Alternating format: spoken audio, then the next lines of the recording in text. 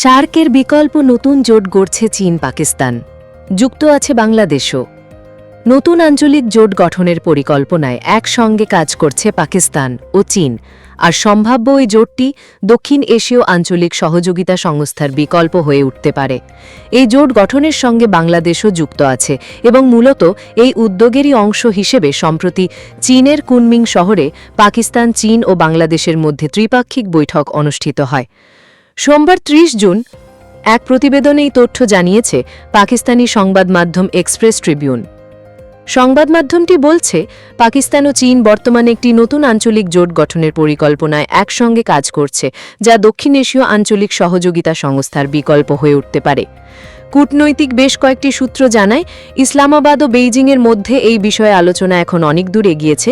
দুই দেশের মতে দক্ষিণ এশিয়ায় বাণিজ্য ও যোগাযোগ বাড়িয়ে আঞ্চলিক সংহতির জন্য নতুন একটি জোট সময়ের দাবি।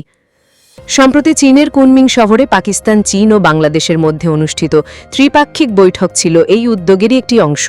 এটি এই তিন দেশের শীর্ষ কূটনৈতিকদের মধ্যে প্রথম বৈঠক, যা ভারতের নজরে আসে এবং কিছু উদ্বেগও তৈরি করে। মূলত জুনের ১৯ তারিখে হওয়া এই বৈঠকের মূল উদ্দেশ্য ছিল সার্কের সদস্য দেশগুলোকে নতুন এই জোটে আমন্ত্রণ জানানো। বেশ কয়েকটি সূত্রের বরাত দিয়ে এক্সপ্রেস ট্রিবিউনের প্রতিবেদনে বলা হয়েছে, ভারতকে নতুন প্রস্তাবিত এই জোটে আমন্ত্রণ জানানো হতে পারে, তবে দিল্লি এতে ইতিবাচক সাড়া দেবে না বলেই ধারণা করা হচ্ছে, কারণ ভারতের আঞ্চলিক নীতি ও স্বার্থ অন্য দেশের চেয়ে আলাদা। তবে শ্রীলঙ্কা, মালদ্বীপ সহ আফগানিস্তান সহ অন্যান্য দেশ নতুন এই গোষ্ঠীর অংশ হতে পারে বলে মনে করা হচ্ছে।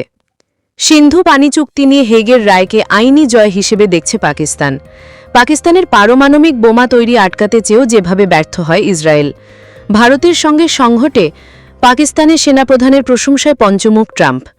ইসরায়েলি ও ভারতীয় যুদ্ধবিমান গুলি করে ভূপাতিত করেছিলেন যে বাঙালি পাইলট। ত্রিপক্ষীয় নতুন প্ল্যাটফর্ম গঠনে সম্মত বাংলাদেশ, চীন, পাকিস্তান। আমি পাকিস্তানকে ভালোবাসি, যুদ্ধ আমি থামিয়েছিলাম, ট্রাম্প। ভারত যদি পাকিস্তানের পানি বন্ধ করে তাহলে যুদ্ধই একমাত্র পথ, বেলাওয়াল। সম্ভাব্য নতুন এই জোট বা সংস্থার মূল উদ্দেশ্য হল বর্ধিত বাণিজ্য ও সংযোগের মাধ্যমে বৃহত্তর আঞ্চলিক সম্পৃক্ততা অর্জন করা। সার্ককে একসময় দক্ষিণ এশিয়ার ইউরোপীয় ইউনিয়ন বলা হতো, কিন্তু এটি কার্যত পাকিস্তান ভারতের শত্রুভাবাপন্ন সম্পর্কের কারণে অকার্যকর হয়ে পড়ে।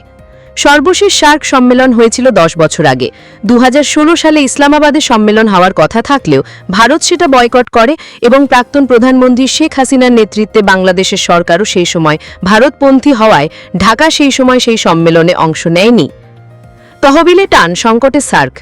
এরপর সার্ককে পুনরুজ্জীবিত করতে আর কোনো গুরুত্বপূর্ণ পদক্ষেপ নেওয়া হয়নি, যদিও পাকিস্তান সম্মেলন আয়োজন করতে বেশ আগ্রহী ছিল।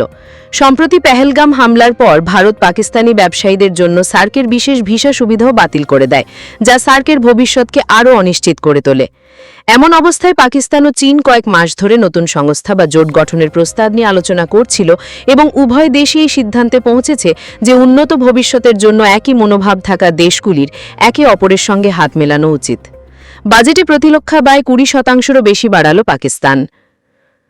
মোদি হচ্ছে নেতানিয়াহুর কম দামি সংস্করণ, বেলাওয়াল ভুট্টো। পাকিস্তানের কাছে যুদ্ধবিমান হারানোর স্বীকারোক্তি চাপে মোদি সরকার। পাকিস্তানের পাল্টা হামলার মাত্রা দেখে হতবাক হয়ে পড়েছিল ভারত, সিএনএন।